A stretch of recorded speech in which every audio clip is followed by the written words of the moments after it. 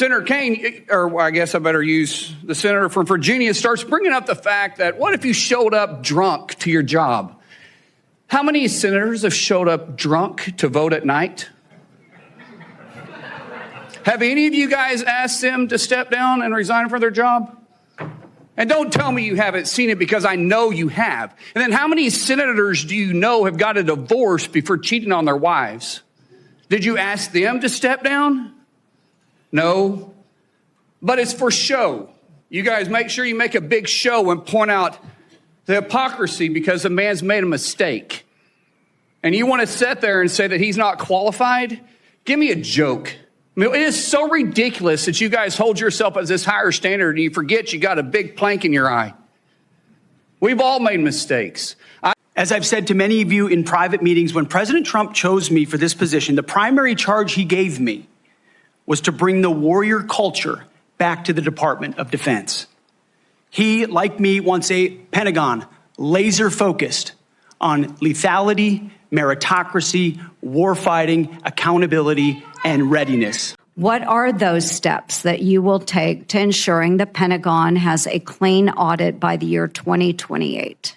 Senator, I appreciate your work on this topic, which you've been involved in for a long time. You mentioned Concerned Veterans for America. I just want to clarify, we have very generous donors who set a very clear budget that we stuck to every single year. So the latitude there was restricted, and we worked very hard and diligently inside it.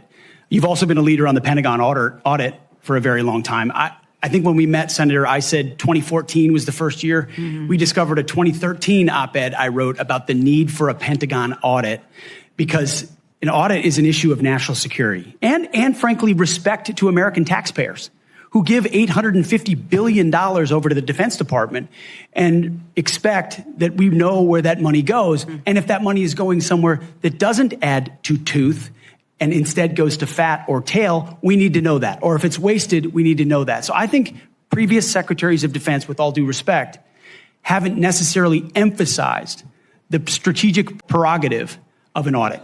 And myself, my deputy, SecDef, and others already know that a Pentagon audit will be the comptroller, others central to ensuring we find those dollars that can be used elsewhere legally under the law inside the Pentagon. So you have my word, it will be a priority. Okay. I'm honored to introduce a son of Minnesota to you, Pete Hegseth.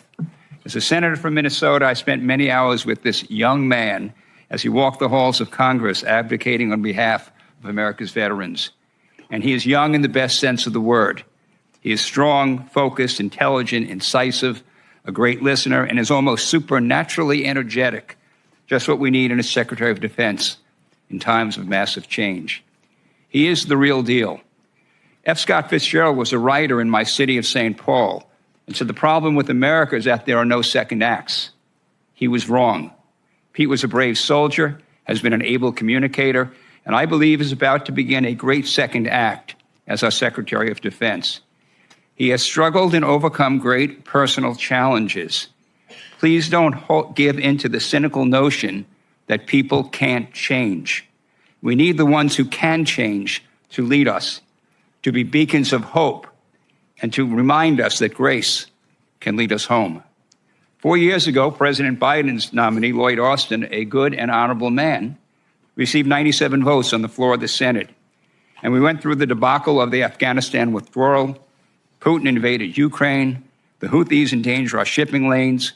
We witnessed Israeli miracles against America's enemies in the Middle East, where the United States was more of an impediment than a help.